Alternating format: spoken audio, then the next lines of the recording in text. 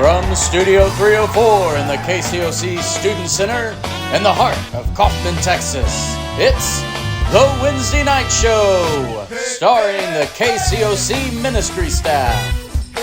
Tonight, join Doug, Suzanne, and Chris, along with special performances by Brian Lucas and the Patton Boys, special guests Bethany Thomas and Joy Searcy, as well as a word from our missions partner, Whetstone Boys Ranch, and so much more.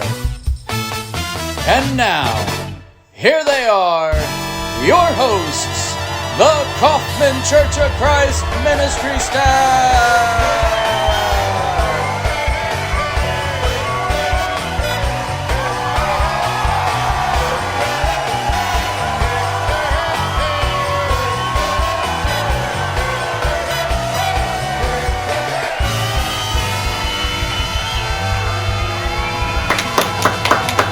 Good evening and welcome everyone. Welcome to our season premiere. We are so glad that you are here. We hope that you and your family will join us each Wednesday night over the next several weeks right here on our YouTube channel or our Facebook page for a great night of fun, of study, and of learning for all ages. It doesn't matter if you're young or old or single or married, parents or empty nesters, we have a little something for everyone. Each week, we will have special guest appearances, performances, games, challenges, and competitions. We hope that it's a time that's engaging, it's beneficial, it's a part of your week that you look forward to, and becomes a part of your weekly routine over the next several weeks. Tonight, we will have a special performance from Brian Lucas and the Patton Boys. Later on, special guest Bethany Thomas. And a word from our mission partners at Whetstone Boys Ranch. We have a great show for y'all tonight, so y'all stick around.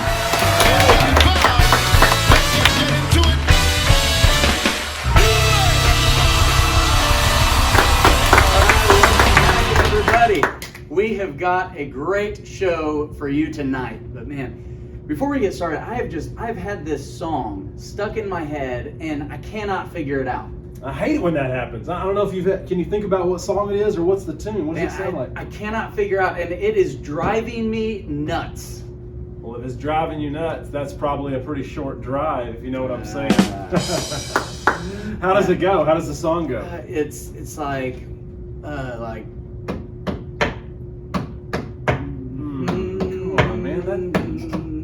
That's an easy one. That's an easy one. It's in there. We will rock you. There we go. There it is. Yeah. You know, that song actually makes a perfect segue to our first performance tonight. You know what? You're right. Ladies and gentlemen, put your hands together for Brian Lucas and the Patton Boys. Yeah.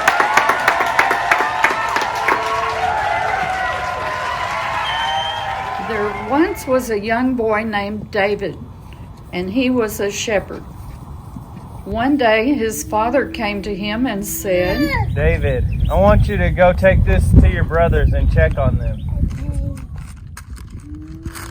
So David took the food from his father and went off on his journey to find his brothers, who were far away with King Saul and the army battling against the Philistines.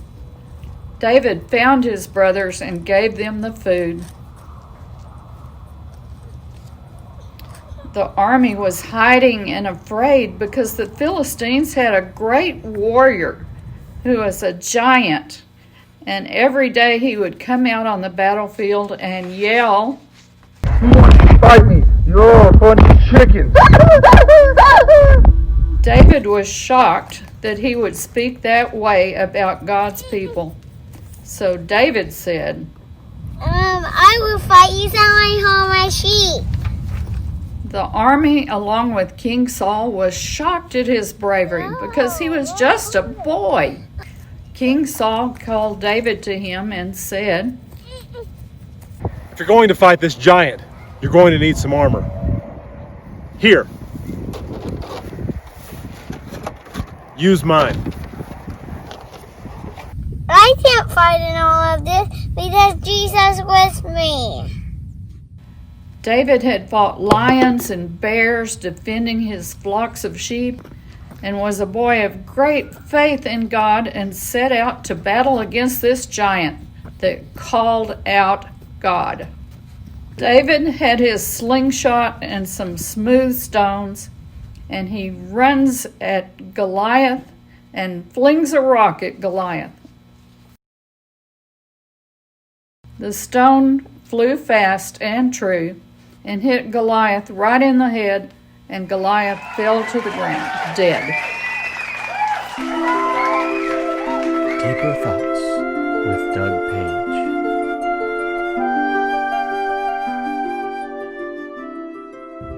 Everybody loves a good underdog story, and there are no greater underdog stories, maybe, than the story of David and Goliath, the story that we're thinking about today. When Goliath shouts to the Israelites, "Send someone to fight me," this is what is known as single combat, a common practice in the ancient world. And in this practice, two sides are in conflict, and someone from one side would fight a single person from the other side to avoid heavy loss of life from the two armies that would have naturally occurred in an open battle. And this is what Goliath was expecting, a giant of a man like himself to step forward and to fight him. It never occurred to him that this battle would be fought under any conditions other than those. So he prepares accordingly. He has a spear and a shield. He has heavy armor. He's intimidating. And then David appears. And instead of armor, David picks up stones and a slingshot. And this story has been so embedded in the language and the memory of our culture that it's become a metaphor, really, for any improbable victory. The story is told in such a way that you're supposed to notice, you're supposed to see these two figures, David and Goliath, side by side, and notice the major difference. But was there a major difference? Even though we know this story to be told this way, I think there may be one thing that we miss, and that is that David really wasn't an underdog. Malcolm Gladwell, in his book, David and Goliath, points out that many people in the ancient world would have been familiar with slingers, people who were handy with a slingshot. And that when they saw David pull out a stone out of the pouch, some of them probably would have thought, he has a chance. We don't see people using slingshots much anymore, but a few years ago, on a trip that I took to Ghana, spending some time in the village of Makongo with Mercy Project, there was a boy there in the village that just sort of hung around. He was everywhere that we went, and he carried with him a slingshot. It was his only toy. And he'd pick up rocks, and he would shoot these rocks wherever you told him to shoot them, and he would nail the target every single time. He was skilled. He was a slinger. Goliath may have underestimated David, but a sling in the hand of a boy with no armor who can run might be just as dangerous as a clumsy giant with over 100 pounds of armor. That would have been a dangerous sight for many people in that day. But it's only part of the reason that David wasn't an underdog. The other reason, and really the main reason, is because God was on David's side. The line that David tells us, and tells us exactly what we need to know, is this. He says to Goliath, "You come against me with a sword and a spear and a javelin, but I come against you in the name of the Lord Almighty, the God of the armies of Israel." Had Goliath had wisdom of any kind, he would have surrendered right then and right there. And God may take the side of the underdog, and we love a good underdog story, but the reality is that when God steps onto their side, they are no longer the underdog. And that's what I want us to focus on in our deeper thoughts about this story. In the story of David and Goliath, we learn that great things can arise from our situation when we're faced with overwhelming odds. When we're faced with situations that seem like they are not to our advantage. Giants really aren't giants when compared to the strength and the ability of the Almighty God. It's easy to believe that in stories like David and Goliath, and it's more difficult to believe it when it's in your own life, but it's true. Great things can arise from our lives when we're faced with situations that seem too great to bear. You face your life, you face every giant in your life armed with the power of the living God at work in you. And that changes everything. You're no longer an underdog. When God steps into our lives, we are favored to win the battles that we encounter against the enemy every single time. And that is deeper thoughts in the story of David and Goliath.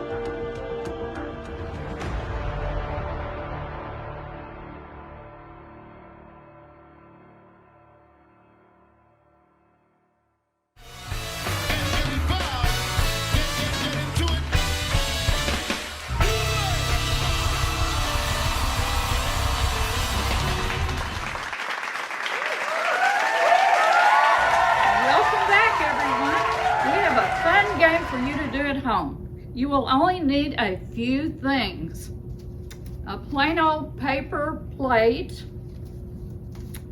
some markers, tape of some sort, blue tape or masking tape or whatever, 2 old socks, sorry Burton, a rubber band. This is how it works. You draw Goliath's face on your paper plate. It doesn't have to look like mine. You can tape Goliath's head on a wall inside your house or outside or even on a basketball goal, but as high as you can get it. Then you take your 2 socks, wad one of them up into a ball, and stuff it inside the other sock.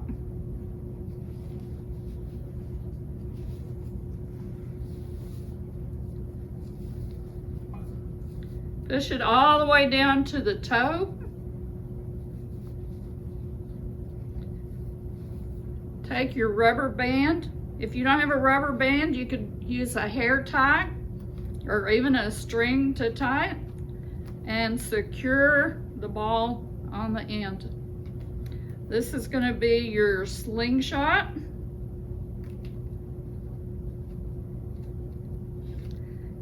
And you hold it by the open end and you swing it around and around and around and around, and you fling it.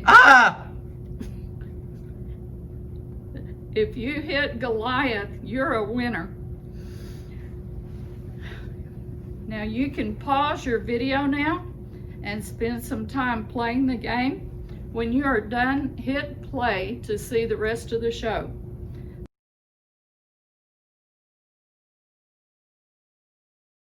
Great job, everyone. I hope you had lots of fun playing this game. If you took any pictures, be sure to post them and share those with us. You can even comment below with who won the game at your house.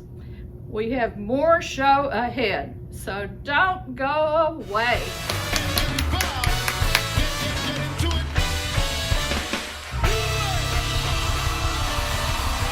All right, welcome back, everybody. We're so thankful that you're here tonight. Appreciate you joining us. Tonight we have a section of our show where we're going to spend some time talking about a topic of importance, our 40 days of prayer. And we have a very special guest joining us tonight. Put your hands together for Miss Bethany Thomas.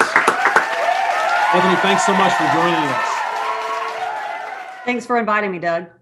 So we're talking about our 40 days of prayer, and I want to get your take on a few things related to it. I'm wondering, first of all, have you been participating in our 40 days of prayer? So we actually have been doing it. I was kind of thinking that's probably why I got an invitation to chat about it tonight. Yeah, I'm glad to know that you have, because it would have been a little bit awkward if you hadn't been. So good answer. That's the right answer. I'm wondering, as we think about, we're in day 20 now of the 40 days. And I'm wondering, as you think about the prayers that we've prayed, if there have been any prayers that have stand out to you that have been more significant maybe than others. Sure. So today was probably a really great ask that question, because today I prayed for the homeless and for City Square. And that's something that's near and dear to my heart. I work with the Homeless Coalition here in town. And so it was really neat to see that, because it's something that's on my heart a lot. And it's neat to really think about that and think about the whole church body praying for the homeless at the same time that I am. It was an encouragement to me. Yeah, that's neat. And I think it's important to think about too, just the way that those prayers help us kind of bring about awareness to people who we may or may not think about each and every single day. So that's been an encouraging prayer for me as well. I'm wondering if you'll share a little bit about ways that maybe you've been able to use this 40 days of prayer as a family with the kids, maybe things that you and Alan have incorporated at home that y'all have done, and maybe suggestions that you might have to offer other people. So we decided we wanted to do it as a family. We talked about it at church, so the kids heard of it, and it was a great idea to get us all jump started for the year. So we decided to do it at dinner time while we did our dinner prayer. We sit down together most nights and have dinner together. And we decided it would be a good opportunity for us to incorporate this into our regular prayer before dinner. Sometimes bedtime gets a little hairy at our house. And so we thought dinner might be a better opportunity than trying to do it at bedtime. So I literally printed out the prayer sheet, and it's sitting on our dining room table, and we just pick it up before we have dinner every night, and we read the prayer. And it's been a really good opportunity. There's some things that I've had to take it and explain it in a new and different way to make it understandable for a 4-year-old, and so I've had to kind of think through some of and some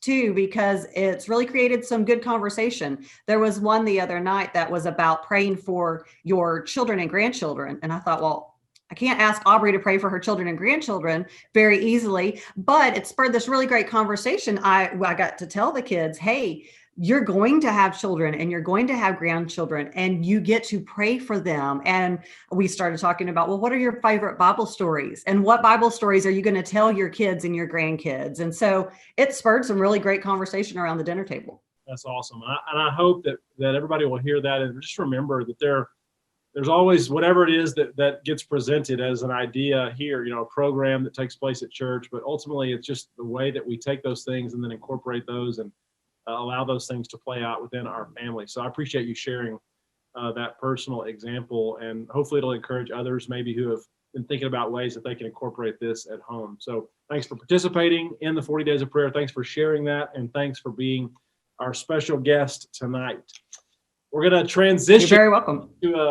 Thanks for being here. We're going to transition into a segment of our show that we like to call Bible Trivia Challenge. And so stick around. There's going to be some great trivia. If you have an answer, text it in, and you'll be given more information right after this.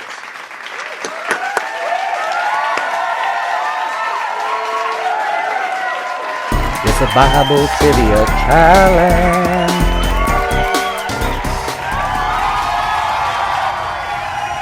Good evening, folks, and welcome to this week's edition of Bible Trivia Challenge. Each week, we'll present you with some increasingly challenging Bible trivia questions and give you a chance to win a cheap and fabulous prize.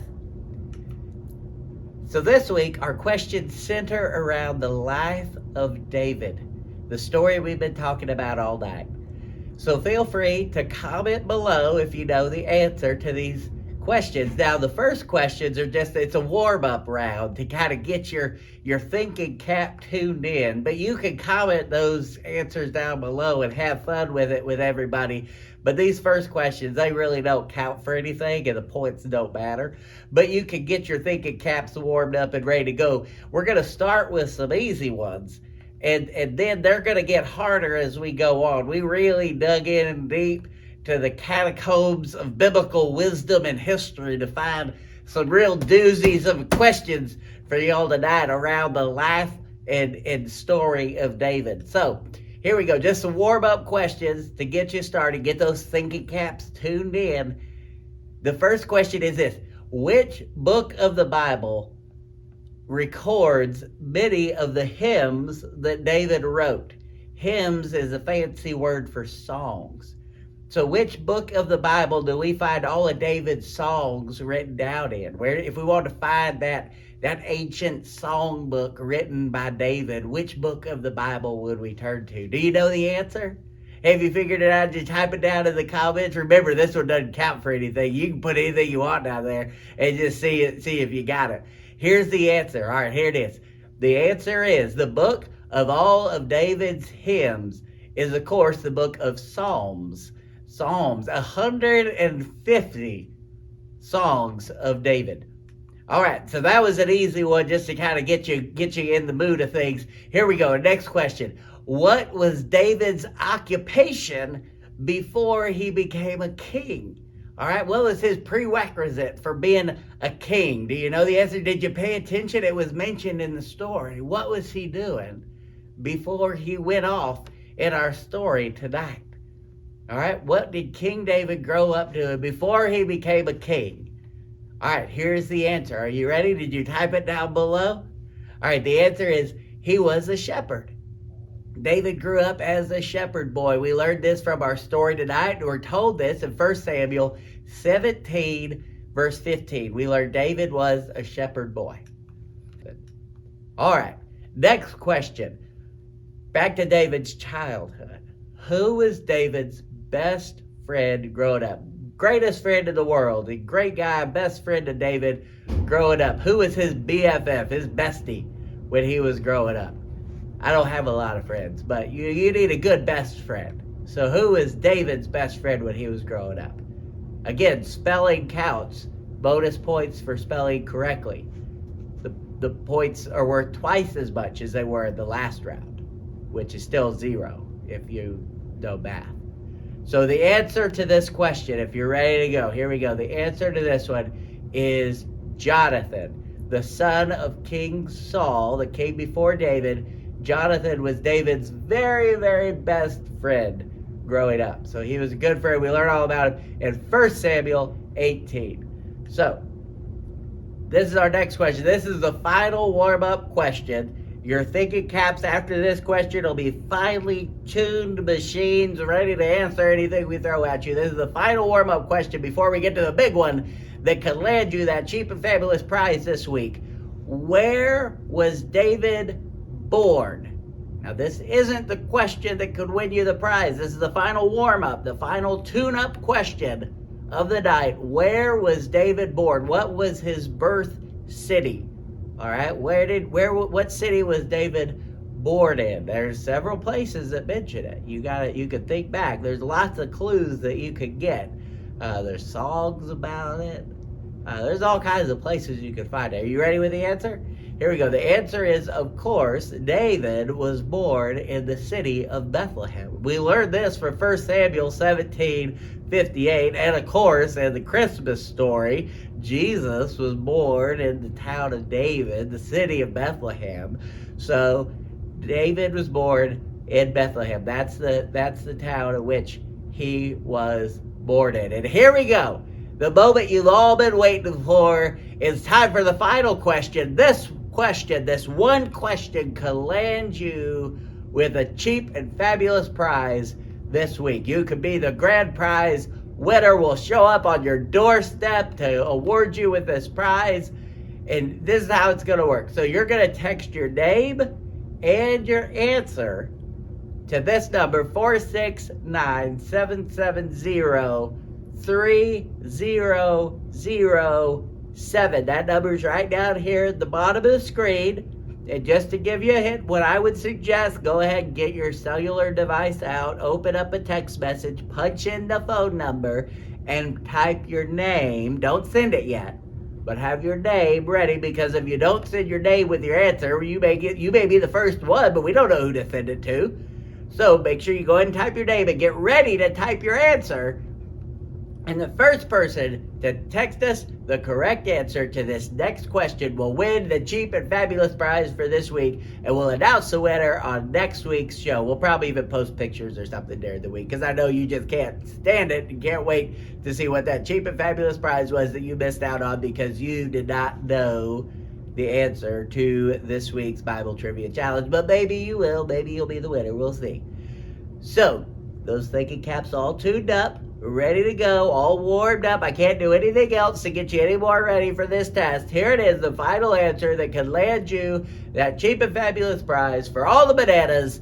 How long did David reign? How many years was David king? How many years did David reign? That is the question for tonight, the Bible Trivia Challenge question that could win you this cheap and fabulous prize for how long did David reign. Text in those answers. Be sure to include your name along with your answer, and maybe you'll be this week's winner. Now, let's jump over to Suzanne for this week's Memory Verse Challenge. Welcome back, everyone. This week, our memory verse comes from Isaiah 41:10. And here to share it with us is Joy Searcy. So do not fear, for I am with you. Do not be dismayed, for I am God. I will strengthen you and help you. I will uphold you with my righteous right hand. Isaiah 41:10. Thank you, Joy. We want everyone to take some time this week and memorize this verse. Then you can send us a video of you reciting it without looking at it, and maybe we will feature it in next week's episode.